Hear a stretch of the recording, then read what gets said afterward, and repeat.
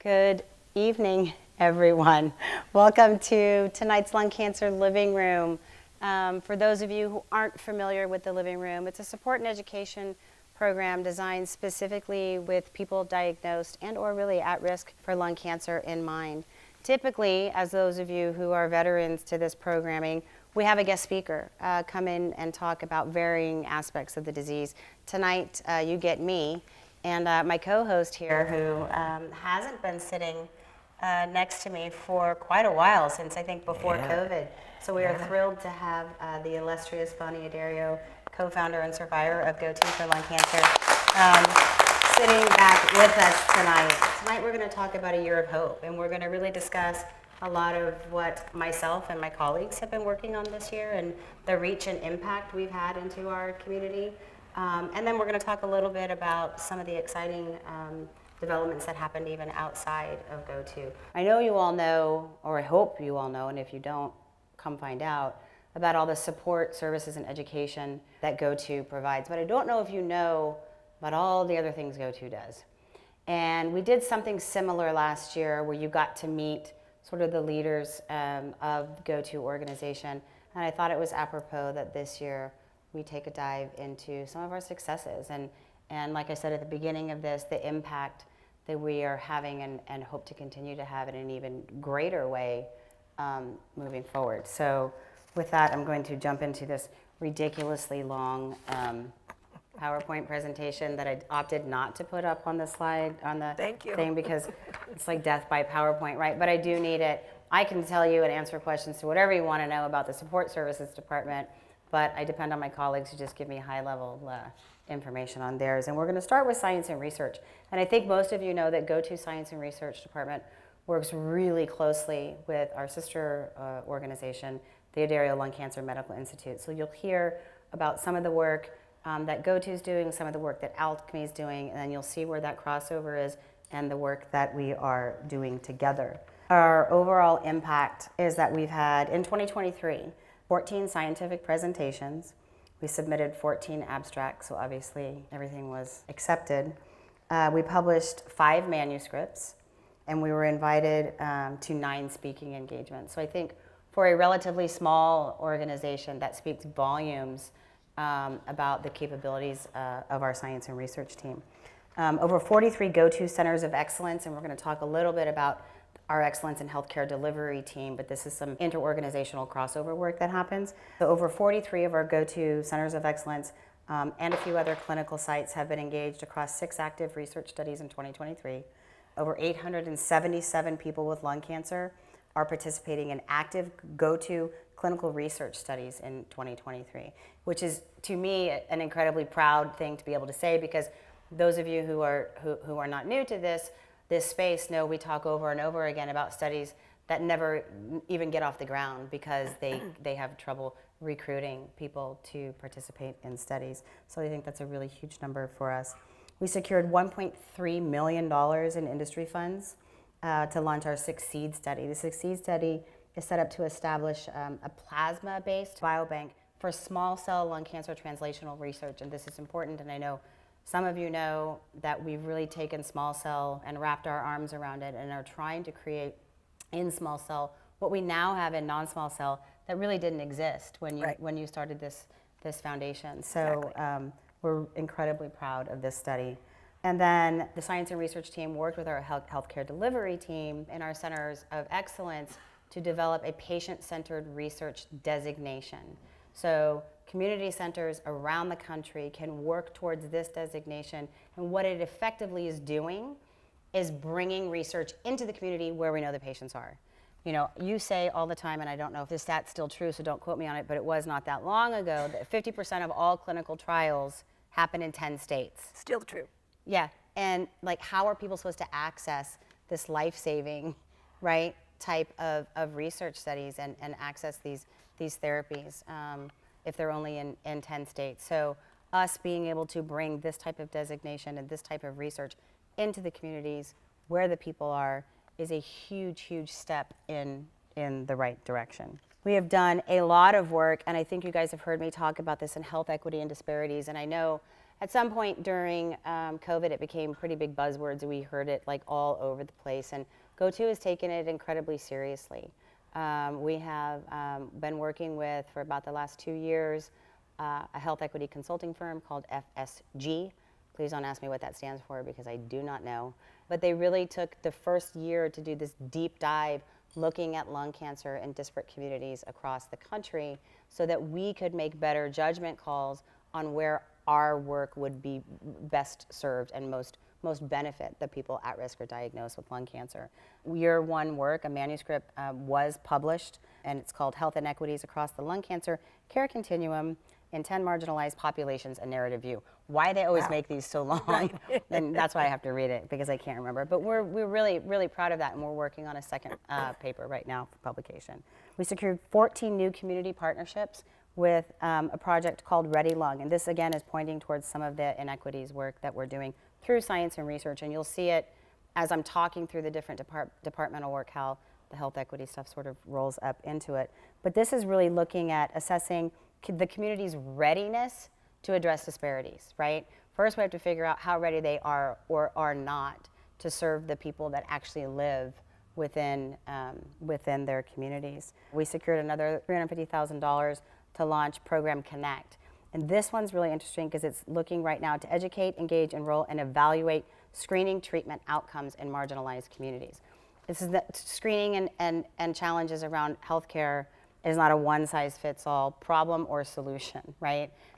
Each of these communities has very different yet clear challenges when it comes to not only accessing healthcare, but being delivered appropriate and quality healthcare. So this is geared towards looking at that. And then we identified the top 21 counties experiencing lung cancer disparities that led to an abstract publication, and will formalize a lot of our partnership strategies for 2024. Our research team has been very busy. Yes. Lung Match, which I think a lot of you are familiar with. This is a program run through the Science and Research Department with very close ties to patient support service. So our Lung Match navigators are there as an extension of our helpline support to help you navigate through next generation sequencing reports. What does this biomarker testing mean? What does this report actually say? How can you educate me on what my results are so that I can have a better conversation? But also, and I don't want to say more importantly, but equally as important, to help people navigate the clinical trial space. Anybody who's ever gone to clinicaltrials.gov or will go to clinicaltrials.gov to try to figure out how to navigate that is an impossibility, even for a lot of healthcare providers. It's not very intuitive. It's not easy to navigate, and quite often the results are often challenging to understand. So our navigators will take this personalized approach and will talk with you in detail about what treatments you've had, how many treatments you've had, what line of therapy you're on, any complications you may or may not have had, and then they will work with you to identify clinical trials within a radius that is appropriate for you and what your wishes are. I love this program so much, and it's actually one of my pet peeve areas. And Matt, who is one of my science and research colleagues, he's been on since September, and he's now overseeing this program. He's fantastic, and we both have been noodling on and have great aspirations to expand this program as much as possible because I think the benefit is so worth it to the patient. We had 158 referrals to Lung Match Navigation this year. I'm really, really proud to say that 56% of those were new contacts. So these are people that didn't already know us, so over half. And some of our patients have helped us get there. Refer, sure, of course. And I know we've got phone buddies in the room Mm-hmm. and probably phone buddies watching, and we're going to talk a little bit about support services at the end. That's part of that mentorship program when your phone buddy gets to a crossroads into the decision-making process to then go and refer back to Lung Match. And very often when the patient is chatting with one of these people, and Larry knows this, very often the patient has absolutely no idea.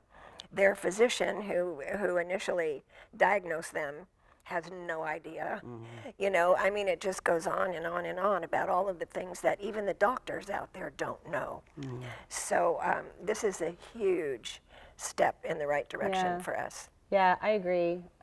We hear from healthcare providers all the time, particularly through some of the work we do through our Center of Excellence network, about their own challenges and barriers to identifying appropriate clinical trial options for their patients. So we really see ourselves as an extension of healthcare teams within these communities across the country and really around the world. And we'll get into some of that global stuff later. But I couldn't agree with you more. Yeah. One of the other programs, and Matt again is overseeing Renee, who's working on this, and it's called Nuestra Gente. Do you like my Spanish accent? Nuestra Gente. I was just checking, see if you like my Spanish accent. But it's really a pilot, like Spanish language-based program geared at one of the barriers to care is language, right? Absolutely. And Huge. there are pockets, large pockets, around this country where Spanish is first language Right. for people diagnosed with lung cancer. It's a audiovisual resource library where we've got in-print and videos geared towards the Spanish-speaking population to educate them on their disease. We were actually awarded, and this is happening in January. Matt's going to go represent on behalf of GoTo Science and Research Team, but from Sanofi, their Health Equity Accelerator Award. And it was a $50,000 award specifically for this work from Sanofi in health equity. So we're also incredibly proud of And for that. anybody that doesn't know what Sanofi is, it's a pharmaceutical company. Yeah. And then there's our registry. So a lot of you who are veterans back from the old ALCF days remember me talking and probably hemming and hawing about having to learn what skip logic meant and how to actually build a registry, and the hours that were spent trying to take what I knew about lung cancer and put it into some sort of software platform. And we all know I know very little about technology. But our lung cancer registry to date has about a little over 2,600 total users, representing over 60 countries. So the registry is available in, and if Heather's watching, is it 5 or 7 languages? It's either 5 or 7 languages. So we've got 60 countries represented. One of the things that we did, because we listen, we talk to people diagnosed, we want to hear feedback, we listen to what you were saying. In the sort of baseline survey where we're just trying to gather as much information about your diagnosis and sort of the pathway that not only led you there, but what it has been since, was one big long survey. And survey fatigue is a real thing. So Heather has worked really hard at creating a modular sort of approach to this. And since we've done that, enrollment has gone up considerably. I think that's on here. 192.5% increase in participation since we did that. So we heard, we listened, it's working. We released a new survey module, again, on small cell lung cancer this year around treatment, decision making, and access to care. We established a partnership with Loyola Marymount University, looking at lung cancer stigma research. And we received $500,000 to launch lung cancer risk survey, incorporating low-dose CT scans on AI-compatible platforms. So this has been our dream for a long time, to take imaging and attach it to these patient-reported outcomes, so that when we are sharing this information with the research community, they're looking at both and hopefully can discover new things. So we have 7 surveys in the registry right now. So the baseline survey that I talked about, an ALK-specific survey, a caregiver survey, a COVID-19 survey that we did during the middle of the pandemic, an IO survey, and then the sexual health in women. So if anyone is interested in participating, and I refer to it sort of as donating your data for the overall good of discovery, it's lungcancerregistry.org. It's not a hard URL to find, and I highly encourage you to support that effort. Heather does a great job. Evie, you have a question? Yeah, I was curious, do other lung cancer groups refer to the registry? Will Yeah. they refer patients to it? Yes and no. So when we originally pulled this together, we wanted it to be open access for all, and that included other nonprofits, whether they're working specifically in lung cancer or just general cancer. So we did have a couple people jump on board and help with that in the early days, but they pretty quickly fell off. I can say we're the only nonprofit out there running a lung cancer specific registry, and we've partnered with other, not necessarily nonprofits, but other groups, and are in conversations right Partnered now. with profits. For-profits, yeah. We're in conversations right now with how we might even be able to expand on some of this work with other nonprofit groups outside of the lung cancer space. Thank you. Sure, Larry? Danielle, can you just speak to who the data is made available to and if it's anonymized? Because people may have some concern about that. So everything is anonymous. Nothing's given away with your name and your social security number. So it's all anonymous information, and it's shared with researchers who become part of the registry itself. So it's not just like this is open information and anybody with a computer can get in. The researchers and the scientists actually register to become part of this registry. They're vetted through this process and then given access. Now I'm going to talk about Alchemy a little bit. So there are currently 5 studies in Alchemy revolving around IO, ALK, KRAS, and epidemic of young lung cancer. Then 2023, we did hire a new permanent full-time position, a clinical project manager. Her name is Erica. She's fantastic. Alchemy's PI, which is a primary investigator for one of the studies, Mark Awad, who's an MD PhD from Dana-Farber, was the recipient, for those of you who were able to attend our gala this year, of our Asclepios Award for his work, and he's specifically working on some of this ALK stuff. We had 60 new patients enrolled across the lung cancer studies within Alchemy, and I touched on it before, but I think it's important enough to touch on it again, that the single largest Alchemy trial budget accepted by a pharma-sponsored funder of $1.33 million is Alchemy 023, and that is the SUCCEED study looking at small cell lung cancer. And like that will almost bring me to tears, because we've worked so hard and have done so many good things, and for it to be acknowledged in this sort of magnitude in this way, I think is fantastic. Yeah. In 2024, they're planning on launching Alchemy 018, and this is in tandem or in collaboration with our healthcare delivery team. And that's a turnaround time study looking at, in the community centers, if biomarker testing can be done wherever you might be diagnosed or wherever your biopsy happened. Can we time to treatment? Can we shorten that window and what that looks like if we don't have to send it out and then wait for it to be processed and then wait for the results to come back? So that, go ahead. Can I'd just like to tell a little story about Lisa Briggs in Australia. This is one of our earlier studies. One of our earlier studies, and it was the young lung cancer study. And she wanted to be in the trial. And she couldn't be in the trial because she was living in Australia, and Australia wouldn't allow the tissue to be shipped in a vial. It wasn't approved by, I know, it's ridiculous, right? Who's watching However this stuff? However they Right. housed the, However they, look into that. collected it. Yeah. So she said, no, I'm coming. I'm going to do this. She said, I'm going to come to California, and then I want to give you my tissue when I get to California. Blood, yeah. So we all sat around and we looked around and went, well, this is interesting. Let's see what we can do about this. So she came with her family, and she went to a hotel. We sent a phlebotomist up to the hotel to take her tissue, and she was in the trial the next day. I want to clarify, we weren't doing biopsies in the hotel room. We were just pulling, we were doing the blood, tissue, blood draws. right? Yeah, we were doing blood draws. Sorry, but it was for a biopsy. Yeah.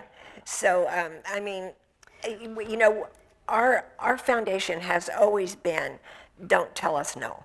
We can figure out a way sooner or later to get it done, whatever it might be. Well, and I think that's one of the things that's so fascinating and fantastic about Alchemy is decentralizing these trials, so people anywhere can participate. Right. And we can do sort of some of those earlier studies to inform and provide information for some of the larger studies. And genomics of young lung is a perfect example of that, because you could be anywhere in the world and provide your samples.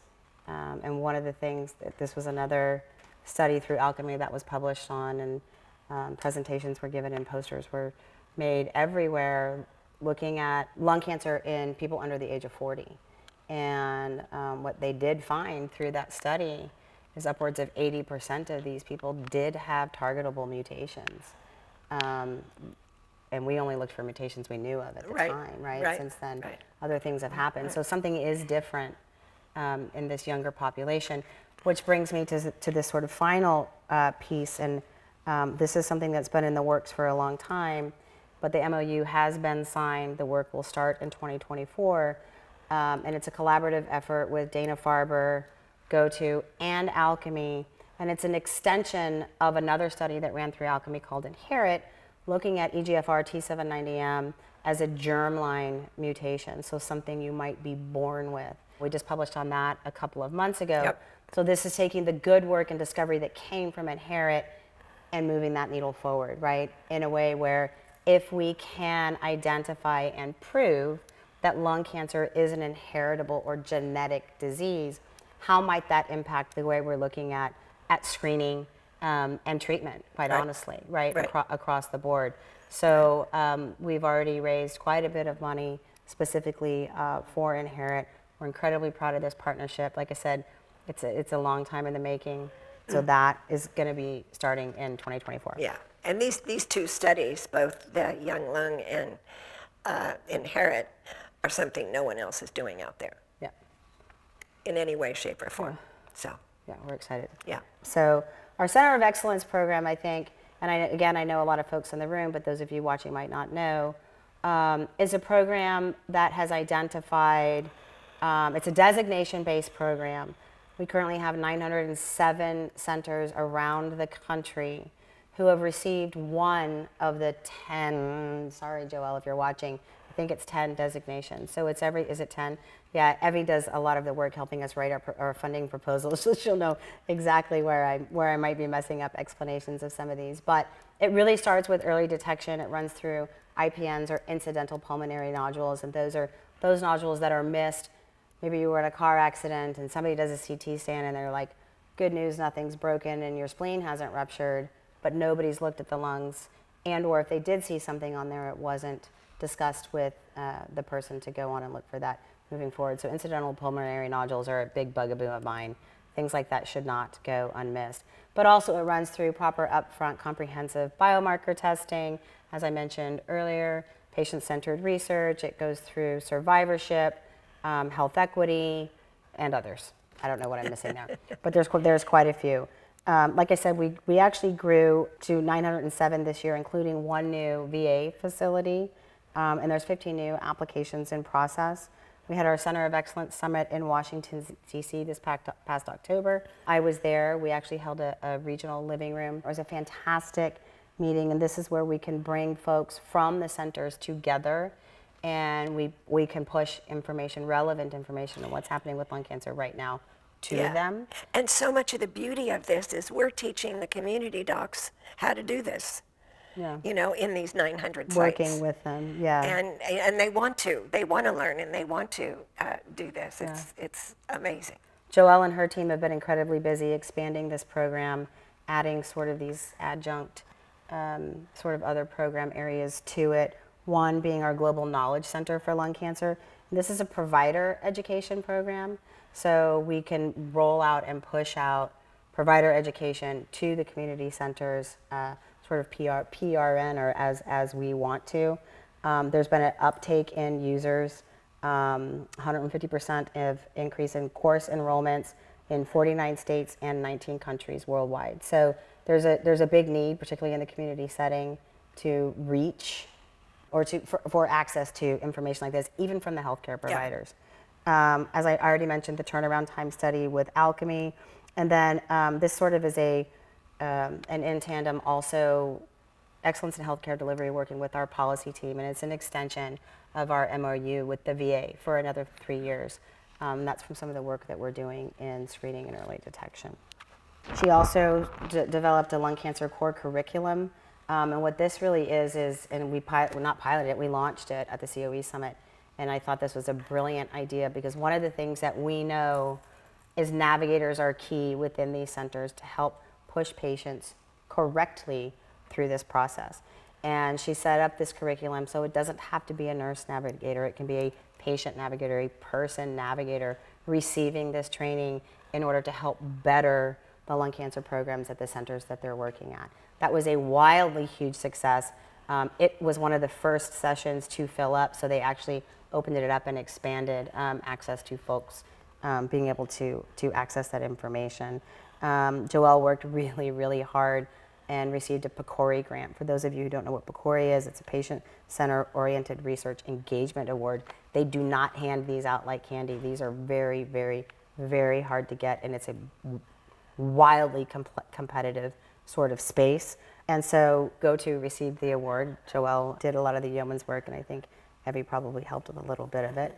And it's about building capacity and patient engagement within a stigmatized lung cancer community. And this kind of points back to what I was saying earlier about how do we bring lung cancer out of the shadows. And I think we've done great over the last 15, 16, 17, 18 years, but not enough, right? Like, not enough. I still Exactly. talk to, I mean, we've done over 16 years. yeah, Yes. 17 years. I mean, Yeah. I still talk to patients regularly. Michelle talks Yeah. to them all the time. People are terrified. They've never met another lung cancer patient. They don't know where to turn for information. They don't know how to have conversations with their healthcare providers. I mean, and it's a big problem. So we're thrilled for Joelle and her team. But you know, it's, you know, we all grow up to think that, you know, doctors are magicians and nurses are magicians, and all these people are, you know, they know everything, and you just go to them and everything's going to be just ducky, and it's not. Yeah. It's just not always the case. So, you know, you have to learn how to fight for yourself and fight for the information you need to survive. And you have to work at it. Just don't sit back and wait for somebody else to do it for you, No. because it's not going to happen. It's very true. And then there's a LIFE project, and that LIFE stands for Leveraging Patient Advocacy and Faith-Based Partnerships to Educate, Activate, and Prepare Black Communities to Improve Survival from Lung Cancer. Another mouthful. But that's really community outreach and engagement. We're piloting this work in Tennessee. Some of it was already done, and you guys may have heard us talk about ALCASE in the past, which happened in Alabama. So we'll see what comes of that, but we're really excited to have received the funding for that.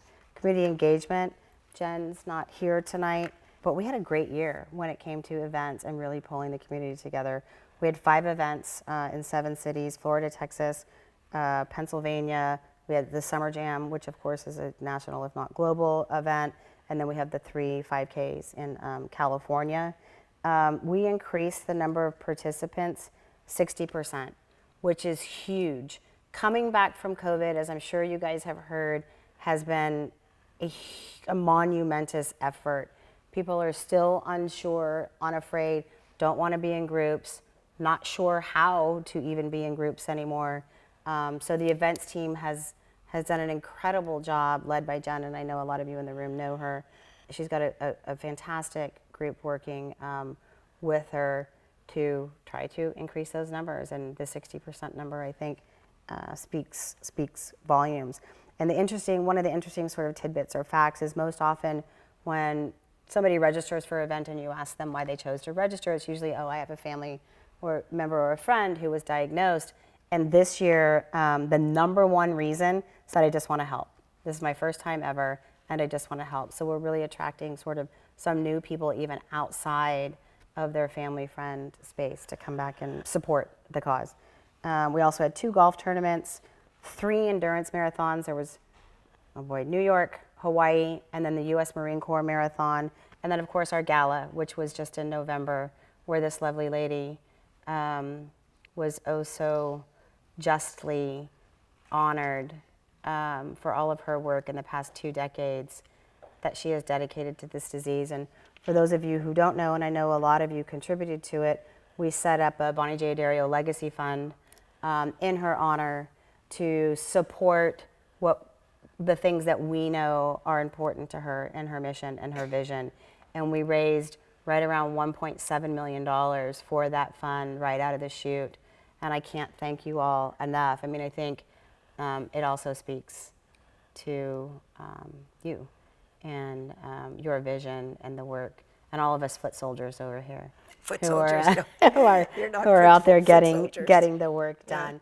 But we've really tried to, and Emily and Ayers, who I think a lot of you may or may not know, and her team are really trying to figure out better ways to diversify our funding opportunities so that we can. I mean, We are a nonprofit organization, right? We are dependent on the kindness of others in order to keep this good work going. Right. One of the things I think we need to do more, maybe not as long-winded as I'm doing it tonight, but is have conversations like this so that people who are supporting us know where their dollars are going and what type of impact that it's having. Stay tuned for our 2023 impact report, which will be coming out hopefully in Q1.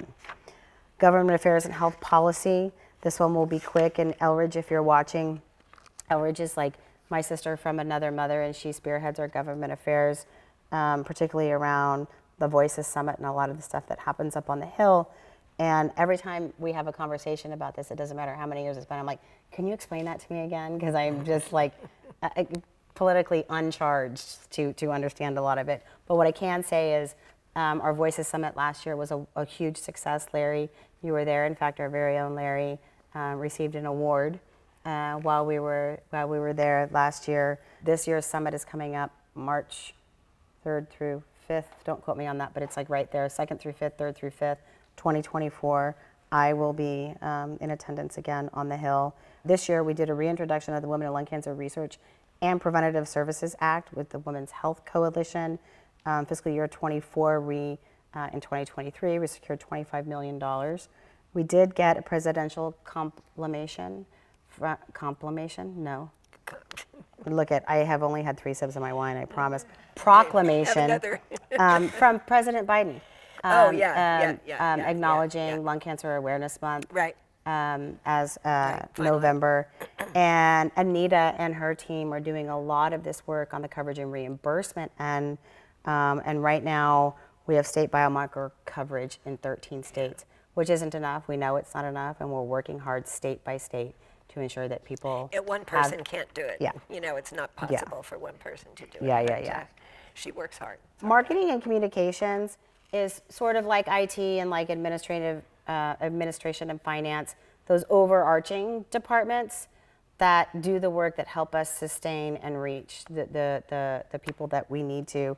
And I think the thing that I want to focus on in marketing, and if you haven't seen it, let me know and I'll send it to you, but was the work that was done on our PSA this year. So Tony Goldwyn, who's an actor, some of you may or may not know who he is, he lost his mother to lung cancer. Mm-hmm. And so through a connection with one of our board members, we started having conversation. He was like, you know what, I want to do something. I want to put my voice and my stamp behind the good work that GoTo is doing. And we know how hard it is to find celebrities to come and speak out on behalf of this disease. So with the magic and the help of our very own James Hall, who I know a lot of you also know from Onyx and Ash, we were able to pull together. We had a very short amount of time with Tony to get this done. So it was sort of this all hands, or only the hands that must be there on deck, because we didn't have time to waste to get it done. But I want to talk a little bit about the reach of that PSA, and I jumped ahead.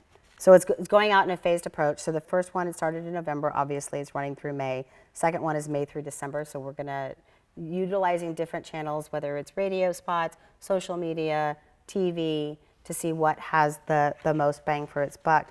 I really want to find the number. Okay, so the impressions across the board, so this is audio, programmatic video, YouTube, native, some other acronyms I don't understand. We've had 1.674181, so 1.68 million impressions just since November 1st with this PSA, and that's with a total of 15,158 users. So these people are really activating around this PSA. It didn't hurt that Tony, who we found out, I guess manages his own Instagram account, did post it on his account, and so we got a ton of hits from that. I will also say that the outreach that's been happening, maybe because of the PSA, or in part because of the PSA, but also in part because some of the work that we've been trying to do, increasing awareness around our brand and who we are and what we're doing. We were up 32.4% on our website users. So that's a big number to me. I keep seeing Evie nod. Social media too, this was interesting. So Zach, who's on the marketing team, who has, I don't know how long Zach's been here, but not too terribly long, but he's done an amazing job with some of our social media. He's great. Yeah, he's adorable. And through Facebook, Instagram, Twitter, or now X, LinkedIn, and YouTube, impressions is 18.7 million, which is up 72% in engagement. Of that is with 296,000 folks, so that's up 69%, which is also very, very exciting. So now what I do, why I love my job, right? I know a little bit about all of this stuff, but I know a lot about what my area of responsibility is here, and that's to serve the people at risk and diagnosed with lung cancer in the best way possible to ensure the best outcomes for each and every one of them. Like, period, hard stop. Like, that is my goal year after year, day after day, month after month. Michelle, who I know a lot of you know on my team, but there's Nicole and Maureen and Miranda and Amy, who are all behind the scenes making sure that all of this happens. So I want to start with the helpline, because again, during COVID, like a lot of things, we saw these dips, right? People weren't calling, people were not paying as much attention to their lung cancer because they were too worried about their COVID, and so a lot of dips happened. But since 2021, in 2022, we were up 33.9% in helpline callers, and this year we're up 39.7%. So we're seeing, you know, that curve kind of move in the direction that we want it to. One of the very interesting things this year, again, 58% of the callers were new. They weren't callbacks. They weren't people who have hit a crossroads. They were new people who had never contacted GoTo before. And I'm also happy to say that that we do a satisfaction survey. Some of you may or may not know if you've ever called the helpline. And it's one simple question, like, how would you rate, you know, this experience? And we have 100% satisfaction on our helpline. So our helpline team, I think, does a really incredible job of supporting people where they are. We also had calls from 43 states and 21 countries. So also really big. Michelle's one of our helpline answers, along with Maureen and Miranda. Our Phone Buddy program, Larry, I don't know if you want to say a thing or two about what it means to be a phone buddy, but we had 133 matches this year, which is a good number. The Phone Buddy program helps me give back to the community, but I think in reality, the person who is newly diagnosed, doesn't know where to turn, can talk to someone who's walked in their shoes. Mm-hmm. And I think the objective overall is to provide comfort, provide support, help them prepare to go to their oncologist with questions, and to better understand what lung cancer is for them. I think you hit the nail on the head with that, finding comfort and support from somebody walking in the shoes, because I can talk till I'm blue in the face to somebody who's been diagnosed with lung cancer, but I can't understand the feeling right behind the diagnosis of lung cancer the way that someone who's been diagnosed and is walking in those shoes does. And Miranda, who's on the support services team, does a really fantastic job. I know those of you who know her, she's one of your favorite people, and I couldn't agree more. But she does a really fantastic job of trying to match people as like as she can. So if you're a male between this age range and you have grandkids or children, or you don't have children, or you're single or whatever, she really tries to match you that closely. And I think the really important part of the match, in addition to the personal part, is the great majority of the match of the people who are talking to a phone buddy like me are people who have the same mutation, who are, we're experiencing the same treatment. Everyone responds differently to treatment in so many ways, but the experience of someone who's had that treatment, who can help you understand and help you know where to go to get help with side effects, to have questions to ask your doctor about that particular mutation, that particular treatment. It's very comforting. Yeah, I agree. And I think it's, I said this at the beginning, but it's one of the things I miss most about the Around the Room that we used to do before every living room, because there was a lot of learning opportunities when people were having conversations to say, I'm going through X, Y, or Z, and then somebody from across the room would be like, hold on, I got something for X, Y, Z, right? Or I know what you should, how you should have those conversations, which brings me into Gathering Hope, because I think that's really, we've tried to create, although in a virtual sort of environment, an online support community that we just started in late 2021. So it's a little over a year old. 2 years old? And we've increased our registered participants by 112%. So something's working there, and we know that there is a strong need for people to be able to connect with one another in this very meaningful way. And it's not just connection and advice. I mean, it doesn't take much more than looking around the room to say these are lifelong friendships that develop, right? And support that you guys can give to one another is such an incredible piece. Well, I talk to patients, a lot as well, and I find that, and some of you will relate to this. When you're talking to the patient, you find out they really know nothing. Yeah. They went to a doctor, and the doctor said, "You have lung cancer," and then they write up a few things for you to, talk to your primary physician for. Then that's it. Yeah, That's they- it. They don't know what a mutation is. I mean, you ask them, well, what kind of a mutation do you have? Did you have I testing? don't. I don't know what a mutation is. I don't know what. Yeah, and I any think of that's this where is. a lot of the support services programming is aimed towards sort of tackling that challenge of Right. becoming an empowered and educated patient and in ways that will make somebody feel most comfortable. Because when you were diagnosed, I didn't know you would no more have gone to a support group meeting or asked for a phone buddy or any of that, right? And I think in general, a lot of people feel that way.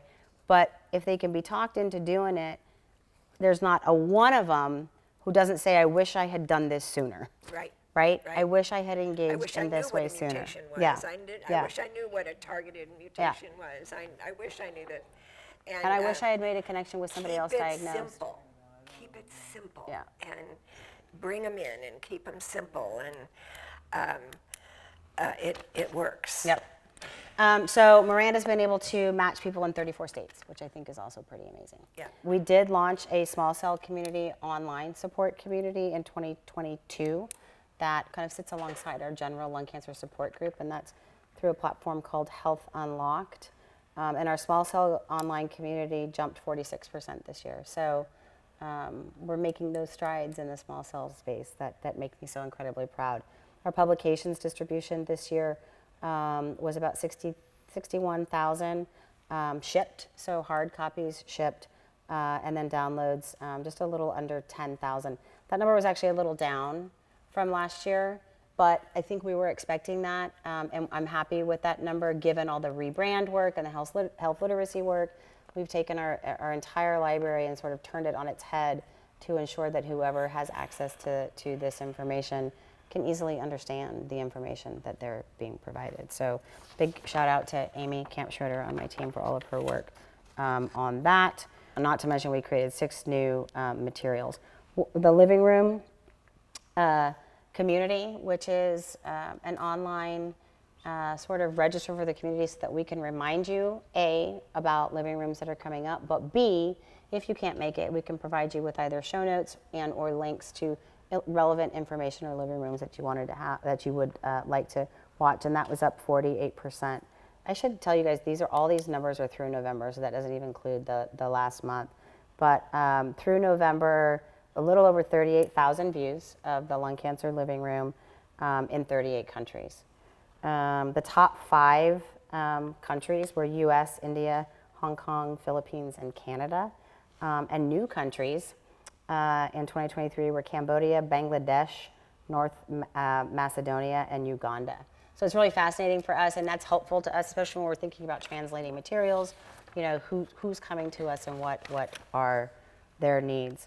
I already talked about the FSG work that we did, and we had published phase 1 of phase 2 of FSG was to take all of that information, and then Nicole and Maureen, who are on the PSS team, have been spearheading these health equity efforts and are working with all of the other departments to integrate into their strategic planning some of these health equity strategies and these learnings that came from phase 1. So the first part of that has happened with all of the departments, and the second half will be happening in early 2024.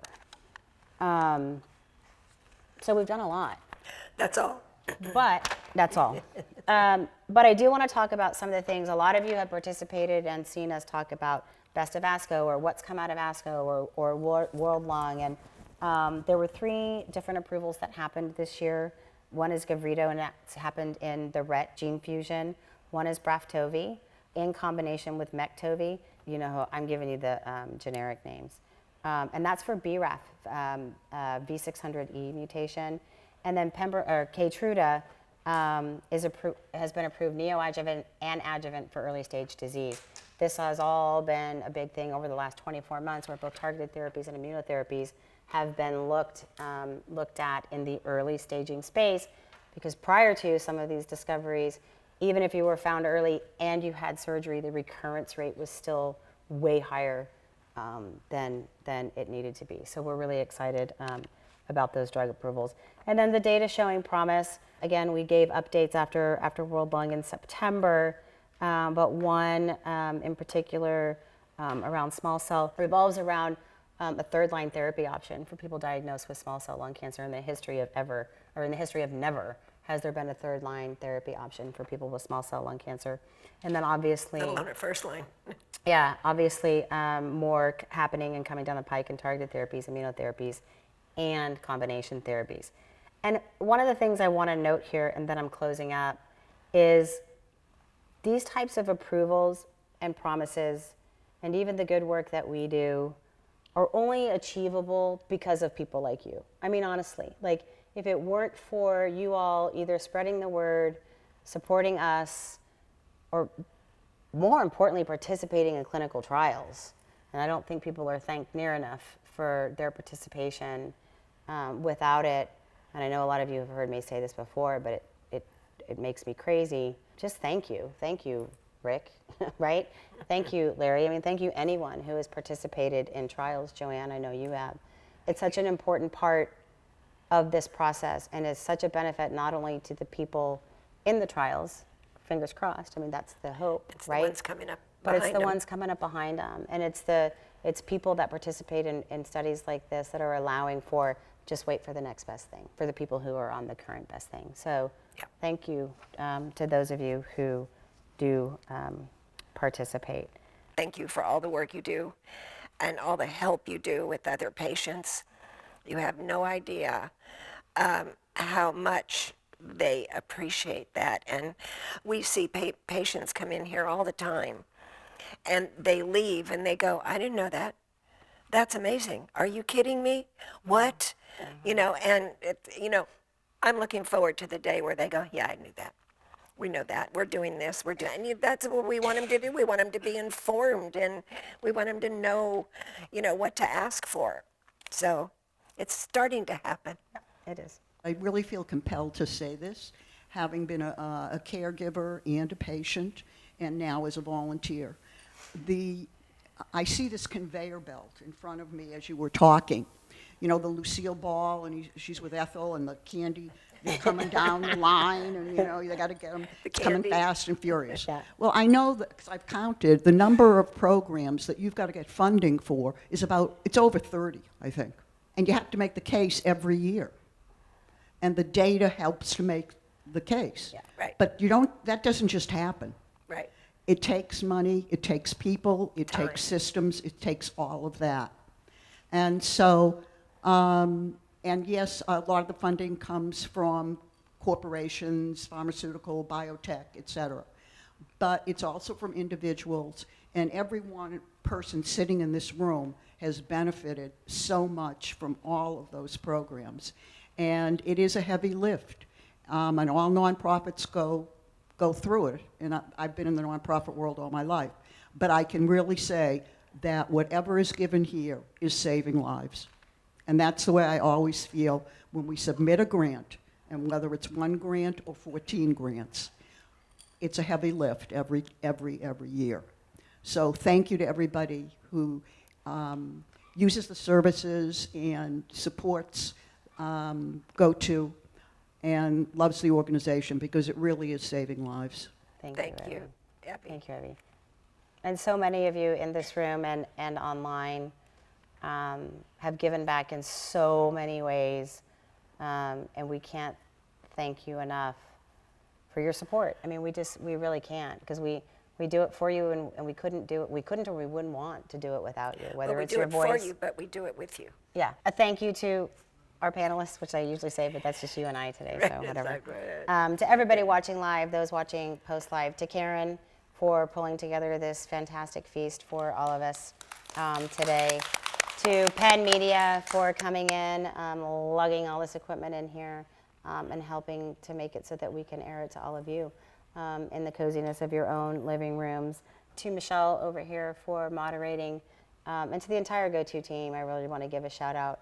They work tirelessly on each and every one of these things and more that we weren't even able to get into today. So big thank you to the GoTo team. And then of course our supporters, and this is a list I have to read, and I say it every time, but it's a long list because our supporters believe in the good work that this programming provides. So Amgen, AstraZeneca, Boehringer Ingelheim, Bristol Myers Squibb, Daiichi Sankyo, Eisai, Foundation Medicine, Genentech, Janssen Oncology, Merck, Mirati Therapeutics, Novartis, Regeneron, Sanofi, and Takeda. Thank you all for so much of your support. Until 2024, happy holidays to everyone, and cheers and big hugs and wishes for a healthy, happy 2024. Thanks, guys.